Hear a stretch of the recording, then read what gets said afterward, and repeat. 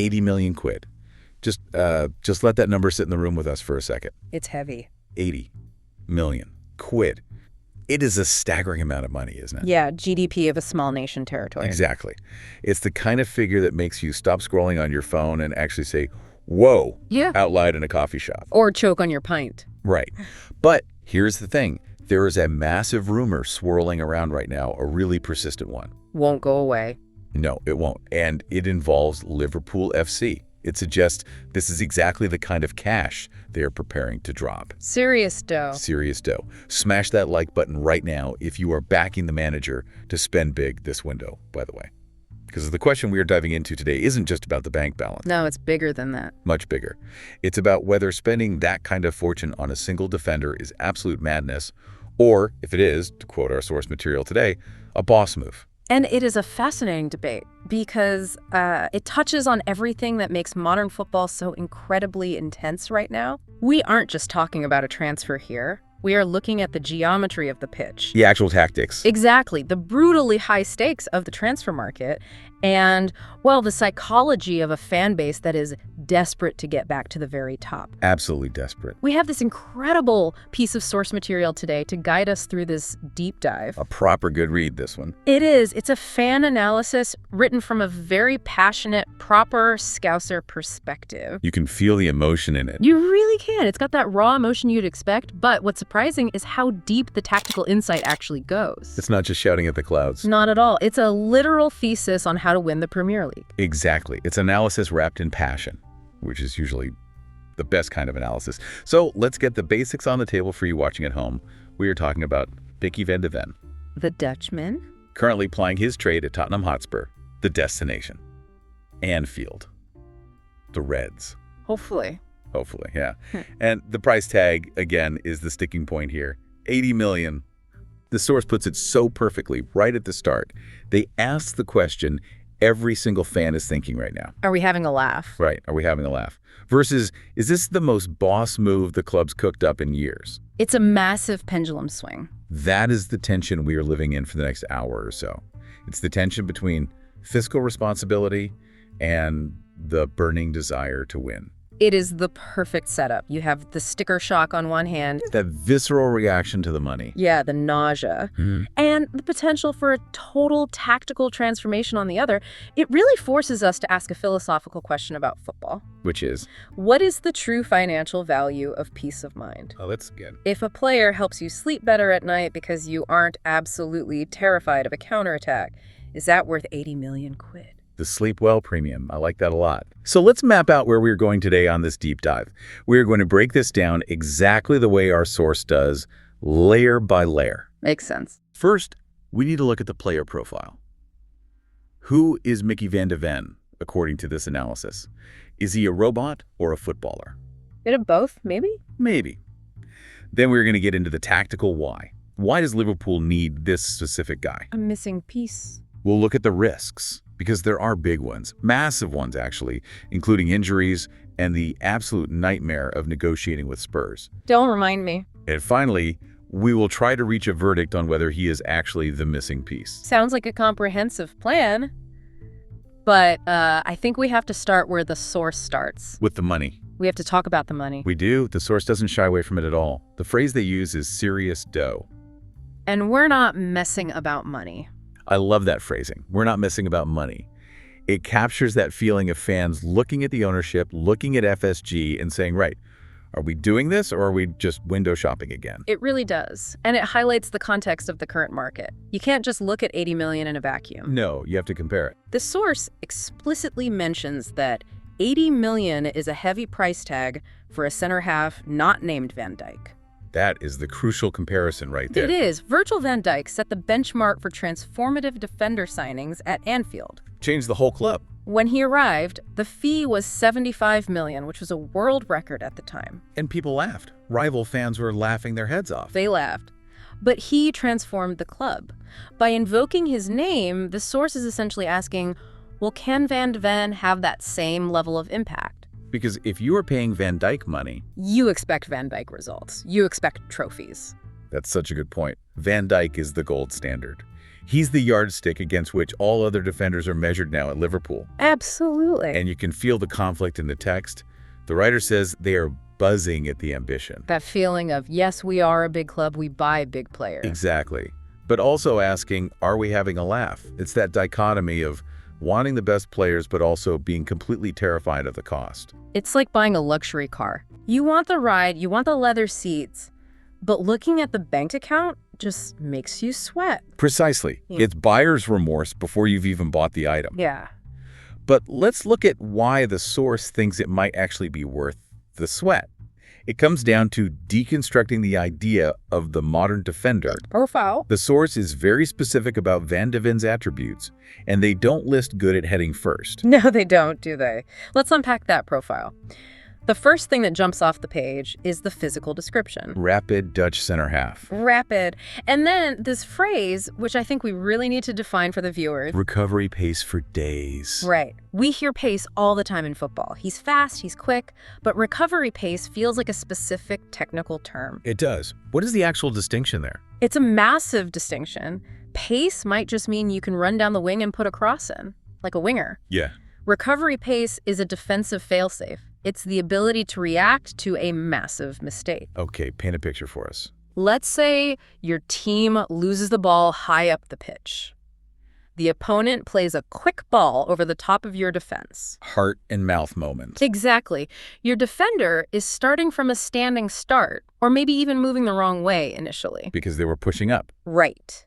Recovery pace is the explosive acceleration and top speed required to turn around, chase down an attacker who already has a head start, and catch them before they reach the penalty box. It's the oh no, you don't speed. It really is. Oh. In the context of how top teams play, specifically Liverpool, pace isn't just about winning a foot race. It is a safety net. The source contrasts this with the old school idea of a defender. They say he is not just some big lump at the back. I laughed at that. Big lump at the back. It's such a vivid image, isn't it? We all know exactly what that looks like. The guy who is 6'4", Built like a fridge freezer. just heads the ball away and kicks it into row Z. The have-it merchant. Proper Sunday league stuff. The door bouncer defender. And to be fair, for decades, that was enough. Yeah, if you cleared your lines, you were sorted. If you could tackle hard, you were a club legend. But the source is telling us Van de Ven is the opposite of that. Or rather, an evolution. An evolution, yes. He is described as aggressive in the tackle and brave, so he has the grit. He's not soft. No, but crucially, he is comfortable stepping out with the ball. Why is that distinction so important in the modern game? I mean, why do we care if a center half can dribble? Because it changes the defender from a purely reactive player, someone who just stops goals, into a proactive player who actually starts attacks. Okay. If you are comfortable stepping out at the defensive line with the ball at your feet, you disrupt the opposition's entire shape. How so? Think about it. If a center back stays back, the opposition strikers can just stay in their zones. They're comfortable. Right, they just mark space. But if that center back suddenly drives forward into midfield with the ball, who marks him? Someone has to make a decision. Exactly. Does the striker chase him back? Does a midfielder step up to press? And if a midfielder steps up? That leaves a Liverpool midfielder open. You force the opponent to engage you, which creates chaos in their rigid structure. It pulls them out of position. The source notes that he's modern. That implies he fits into a system where the defender is essentially the first playmaker on the pitch. So he creates a numbers advantage just by being brave enough to run with the ball. Spot on. It's interesting you say that because the source uses these really enthusiastic terms, proper Scouse terms. Oh, yeah. They call him a belter. They say he is class. But the phrase that really stuck with me, and I want you to break this down visually for us, was that he eats up the grass. That is a fantastic visual, isn't it? It really is. Eats up the grass. It makes me think of a predator. Like a cheetah. Like he's not just retreating, he's actively hunting down the space. It suggests complete dominance. When you say a player eats up the grass, you are visualizing them closing down distances so incredibly quickly that the attacker doesn't even have time to process the game. They panic. It speaks to that rapid quality the source mentioned. It's not just straight-line speed for the sake of it. It's the ability to shrink the pitch for the opponent. Claustrophobic. Very. If an attacker receives the ball and thinks, okay, I have 5 yards of space to turn and look up. Which is a lot of space in the Premier League. It's a lifetime. But Van de Ven eats that space up in half a second. Suddenly, the attacker has zero space, a defender right in his face, and he's panic passing backward. It changes the psychology of the opponent. They feel completely suffocated. And that suffocation leads us perfectly into the tactical side of things, because the source identifies a very specific problem that Liverpool has been having, a vulnerability that I think most fans watching this have been losing sleep over. The infamous high line vulnerability. Right. The text says, we've been caught a few times with a high line when the press isn't spot on. Okay, let's pause there for a second. For you listening who might hear high line and nod along, but maybe doesn't know the exact mechanics of it, what is the actual geometry involved here? What is the source actually worried about? Right. So a high line is a massive risk-reward strategy. Heavy metal football. Exactly. The defenders position themselves very far up the pitch, often right on the halfway line, even when the other team has the ball deep in their own half. Which looks crazy to an old school fan. It looks suicidal. But the goal is to compress the space the opponent has to play in. You squeeze the pitch. Like a vice. If your defenders are at the halfway line and your forwards are at the opponent's penalty box, the entire match is being played in a strip of maybe 30 or 40 yards. Everyone is crammed in. This makes it very easy to press, to win the ball back quickly, and to suffocate the opponent in their own half. But the massive risk is the unbelievable amount of empty space behind your defender. You are leaving half the pitch completely unguarded. Right, the acres of green grass between the defenders and the goalkeeper. It's basically an open field. And this is where the source's comment about the press is absolutely vital. They say, when the press isn't spot on. Right. The high line relies entirely on the forwards and midfielders pressuring the ball carrier so heavily that they can't lift their head and make a clean pass into that empty space. They have to rush the clearance. If that pressure fails, though, if someone is tired or misses a tackle or just gets bypassed by a good bit of skill, the opponent has all the time in the world to launch a ball over the top. And that is exactly where you get into trouble. If you have slow defenders, that ball over the top is a guaranteed goal. And that is where the source thinks Van de Ven changes the game completely. They say his pace changes the dynamic. Yes. Because if you have recovery pace for days, as the source puts it, that mistake in the midfield press isn't instantly fatal anymore. He's the get-out-of-jail-free card. Van de Ven acts as an insurance policy. The source paints this scenario of teams trying to hit Liverpool on the break, thinking they are in on goal, thinking they've finally beaten the offside trap. The striker is licking his lip. And then Van de Ven just snuffs it out. Appears out of nowhere. It allows the team to take those aggressive risks with the high line because they know they have an Olympic sprinter at the back who can clean up the mess. It basically allows the midfield to be way more aggressive. Because they know Dad is home to protect the house. But I love that. Dad is home. It's a cheat code, really. And the source pairs this specifically with Virgil van Dijk. This is the absolute dream partnership described in the text. Dropping Van de Ven next to Virgil van Dijk. It sounds like a superhero team-up. The source breaks down the chemistry beautifully. Recovery speed on one side and leadership on the other. It creates a completely flawless unit. Think about it. Virgil van Dijk is arguably the greatest defender of his generation. No arguments from me. He is renowned for his reading of the game, his positioning, his aerial dominance. That's the leadership. He organizes the line. He tells people where to stand. He dictates the game. But, and we have to be honest here, as players get older, pure sprint speed can decline slightly. It's just biology. Van Dijk is still fast. But is he as fast as he was at Southampton or his first year at Anfield? Maybe not quite. Right. By placing Van de Ven right next to him, you cover that base completely. You have the wisdom, the elite organization, and the aerial power of Van Dijk, protected by the raw, explosive athleticism of Van de Ven. It covers those weaknesses. Perfectly. The source calls it solidifying the fortress, obviously referring to Anfield. It's this idea that nobody gets past them. Ever. A brick wall. But there is another specific detail the source keeps coming back to, and honestly, if I were just a casual observer, I wouldn't have thought it was worth 80 million quid on its own. The left foot. Yes. The source makes a massive deal about it. He is left-footed.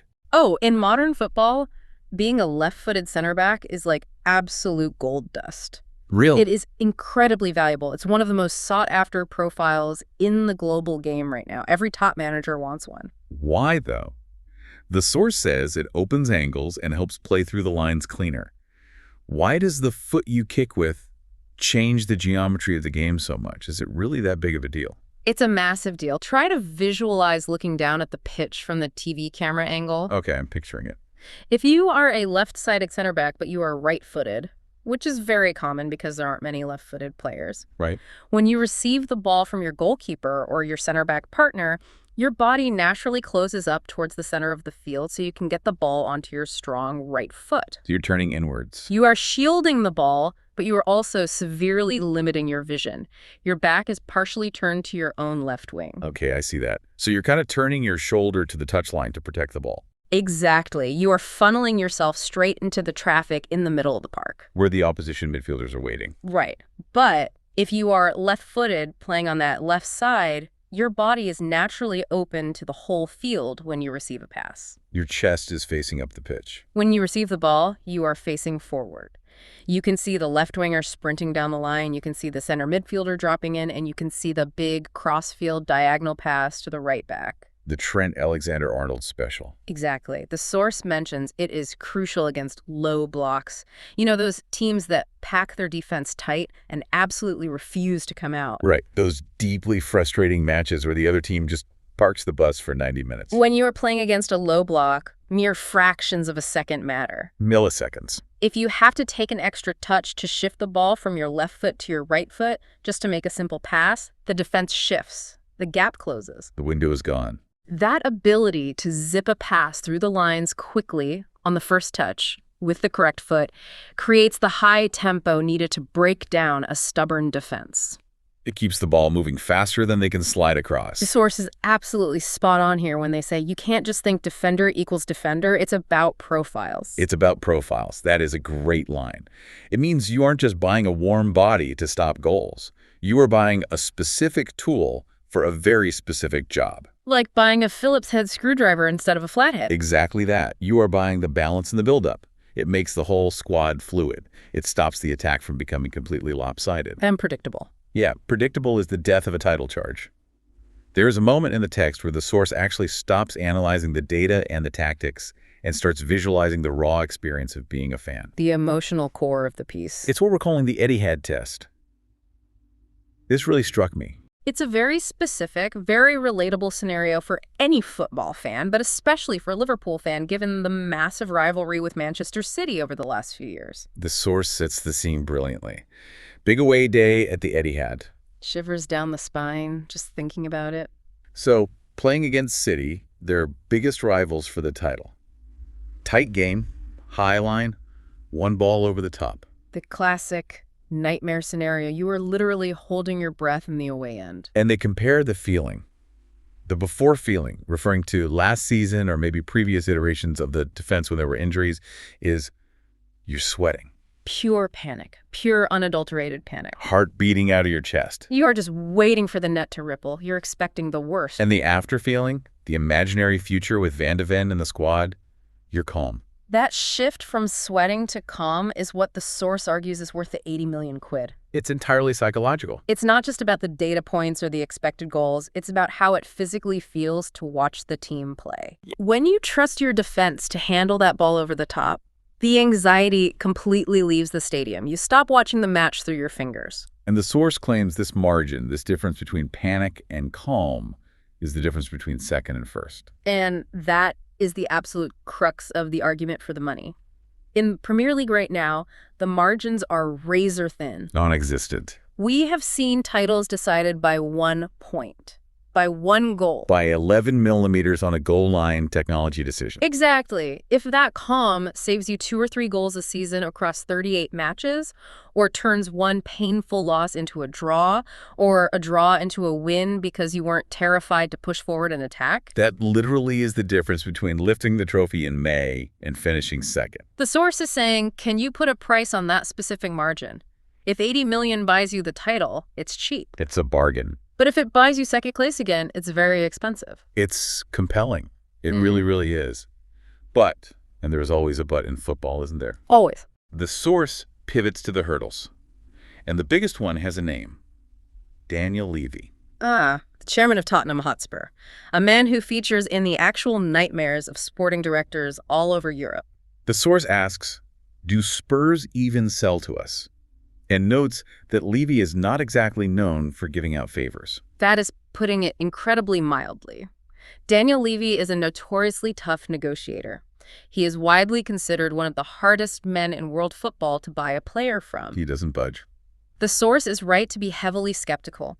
Buying a star player from a direct rival in the Premier League is incredibly difficult. It comes with what we call a rival tax. A rival tax. Explain that for the viewers. Essentially, Spurs would likely charge Liverpool significantly more than they would charge, say, a team in Spain or Germany, like Real Madrid or Bayern Munich. Why?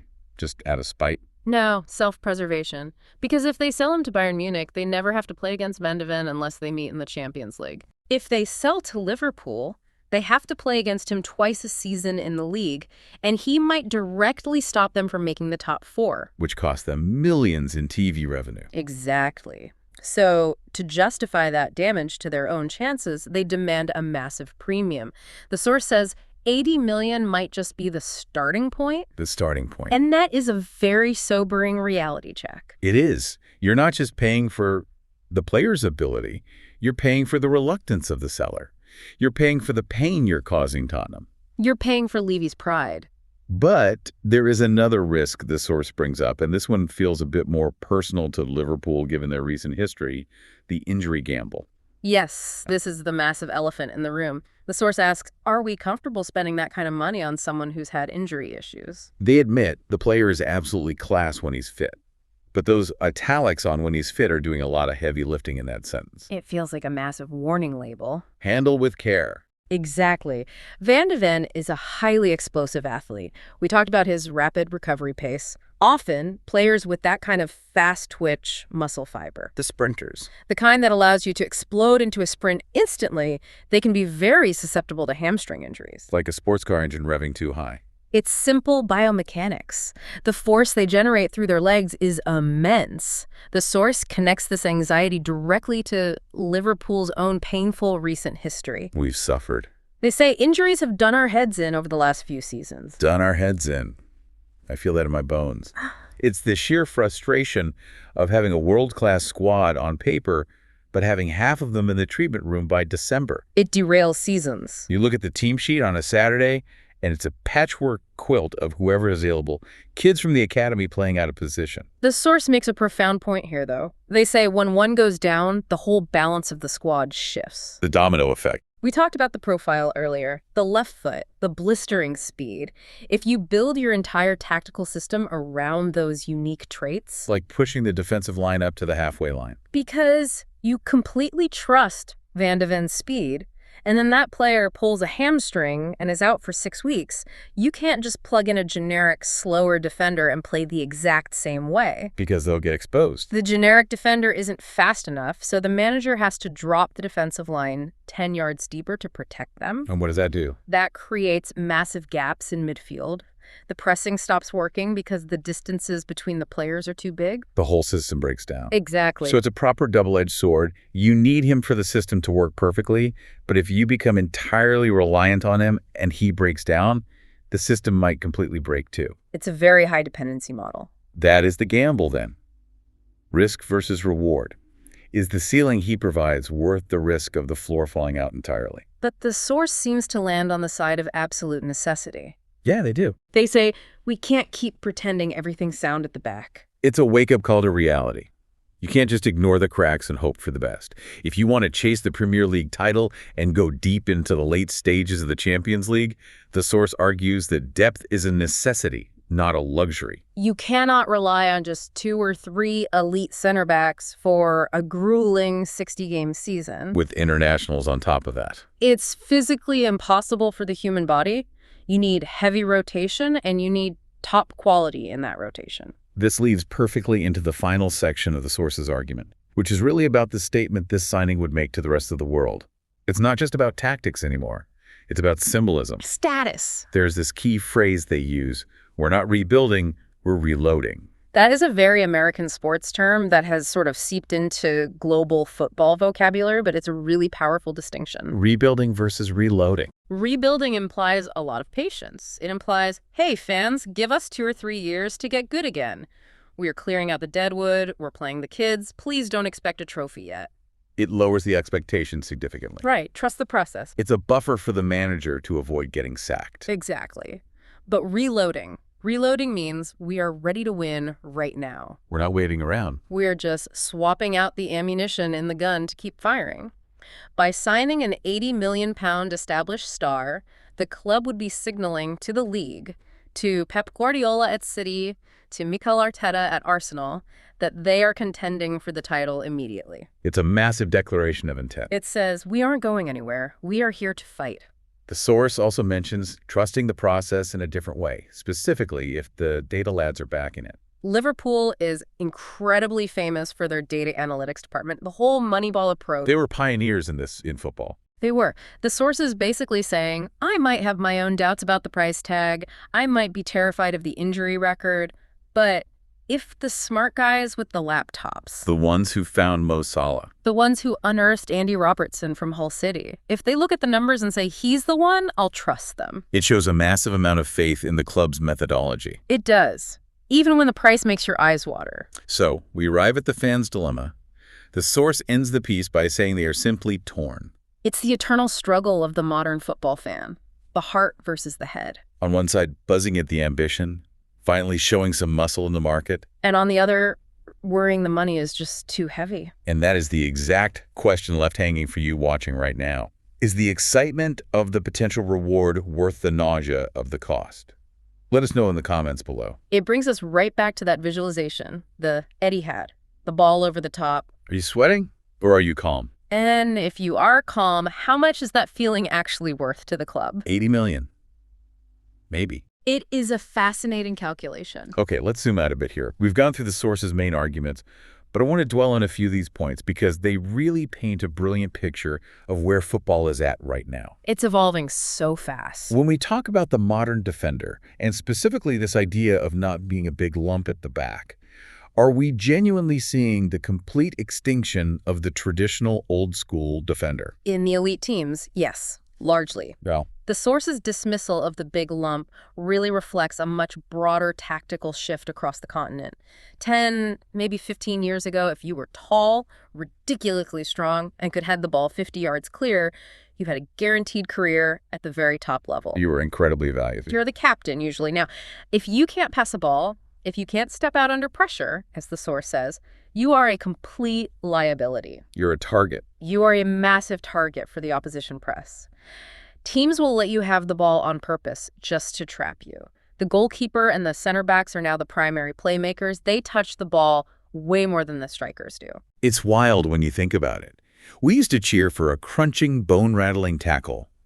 Now Anfield cheers for a center back splitting the lines with a drilled 40-yard pass. The aesthetics of the game have changed completely. And that's why the price is 80 million. Precisely. Players who were 6'4", fast as an Olympic sprinter, left-footed, and can pass like a cultured midfielder. They are unicorns. They don't exist in nature. They are incredibly rare. It's basic supply and demand. If you want a big lump, you can go to the championship and get one for 5 million quid. Edie. If you want a unicorn, you have to pay unicorn prices.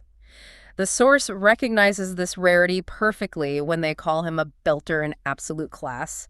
They know deep down this isn't a player you find in the bargain bin. Let's circle back to the highline concept one more time, because I think it's the core of how the team plays. The source mentions the press not being spot on. I think this is a really astute, honest observation by the fan. It is. It acknowledges that their own team isn't perfect. Right. It takes off the rose-tinted glasses. It's a very mature, tactical observation. Absolute perfection in a high-pressing system is biologically impossible to maintain for 90 minutes. Players get tired. Legs get heavy. A substitute comes on and is just half a second slow to close down the angle. And that's all it takes. The structure breaks. Yeah. The source is essentially arguing for redundancy. Redundancy, like in engineering. Exactly like engineering. You build redundancy into a complex system so that if one crucial part fails, the whole plane doesn't crash into the mountain. Ah, I getcha. Micky van de Ven is the redundancy. He's the fail-safe mechanism. He makes the manager's system robust against inevitable human error. So if the front three are blowing hard and don't win the ball back, and the midfield gets bypassed by a clever pass, Van de Ven is the parachute. the parachute. And without that parachute, as the source rightly notes, you get caught. And getting caught means conceding goals. And conceding goals means dropping points, Right. which means losing titles. It's a brutal domino effect. It really is. I want to touch on the Daniel Levy problem again. The source says Levy isn't known for giving out favors. For any of our viewers who might not follow the tedious boardroom drama and the politics of it all, why is this one specific guy such a massive obstacle? Is it literally just about the money? It's about money, yes, but it's heavily about ego and status, too. Status. Daniel Levy sees Tottenham as a genuine Big Six club, a powerhouse. Selling your absolute best player to Liverpool, a direct rival, publicly confirms that you are below them in the Premier League food chain. It's an admission of weakness. He fights that perception tooth and nail. He held on to Harry Kane for years, despite massive interest from Manchester City. It's true. He dug his heels in. The source knows that preparing a bid and actually getting the player signed are two very different things. Worlds apart. The source's skepticism, do Spurs even sell to us, is incredibly well-founded. It adds a whole layer of difficulty to this boss move. It's not just about FSG having the money in the bank. It's about convincing a stubborn rival to actually take it. It's political warfare. It adds to the drama of the transfer window. It's not just a shopping trip down the high street. It's a battle. A siege. A battle of wills between billionaires and boardrooms. Exactly. And the left-footed thing. I know we talked about the angles and the body shape, but the source emphasizes balance. Balance in build-up. Yeah. I want to ask, does this physically affect the players around him? Does having a left-footed center back genuinely help the left back, for example? Absolutely it does. Think of Andy Robertson or whoever is playing left back on the day. Oh. If the center back next to him is right-footed, the pass out to the left back is often slow, or it's curving backwards towards the opponent. Because of the spin on the ball. Right. It forces the left back to check their run, stop, and control it. But if the center back is left-footed, that pass can be punched firmly into the left back's path so they can run onto it at full speed without breaking stride. It keeps the momentum going forward. It drastically speeds up the wing play. It allows the left back to be way more aggressive in their positioning because they know the service is going to be quicker and more accurate. So Van de Ven doesn't just improve the center of the defense. No, he improves the entire left flank, too. He unlocks the left back. It's a force multiplier for the whole team. So Van de Ven allows Liverpool to walk straight. Or run straight, rather. To run straight. And to run incredibly fast. The source ends their piece with a really passionate call to the community. If you love this club, back the lads. It's a stark reminder that this whole thing, the transfer window, the tactics, it is a shared emotional experience. The anxiety, the excitement, it's communal. That's what being a fan is at the end of the day. It's sharing that Etihad test visualization. Every single Liverpool fan reading that text knows exactly the feeling the source is describing. The horrible knot in the stomach. The dread.